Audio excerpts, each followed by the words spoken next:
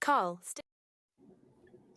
All right, Lid the kid in the control room, keeping us on our toes. Carl, stick to the plan, man. We only have 2 more days here, then we can talk about chasing Flamingo Tail. But for now, stay focused. The plan was pretty simple. Attend the 3-week course at DMT's aerial school, figure out the recipe and the process to make their golden powder, memorize it, then fly back home. Carrying out this plan had been a dream of Alan's since he first heard it from his great-great-grand owl.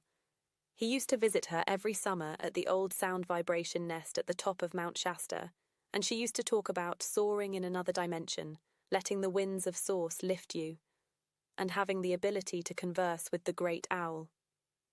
He remembered her glowing yellow eyes turning almost completely black as she took 4 big tokes from her frog-bone pipe and started to settle into her rhythmic swaying from side to side.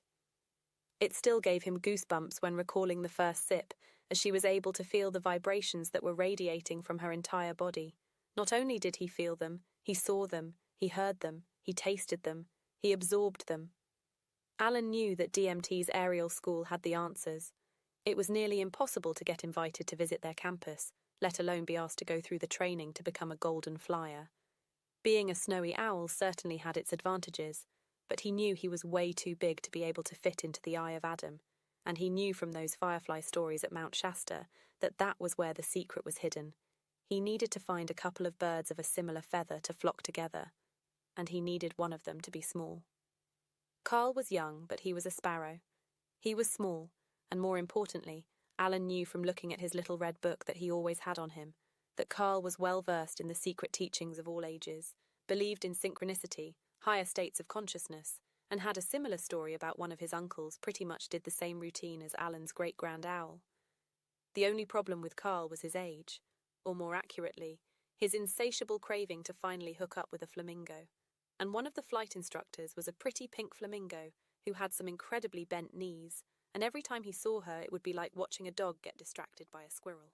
But they only had 2 more days, at least 5 or 6 more fly-ins into the Eye of Adam to find out the final step of the recipe and what the extraction process actually is.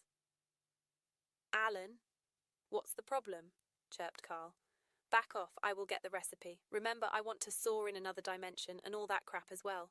Remember, I'm the one who figured out access to this dagnab eye in the first place. It has been my tiny sparrow butt that got the ingredient list and the first half of the recipe. If you need a reminder there, wise old owl. Carl was 100% on board with the plan.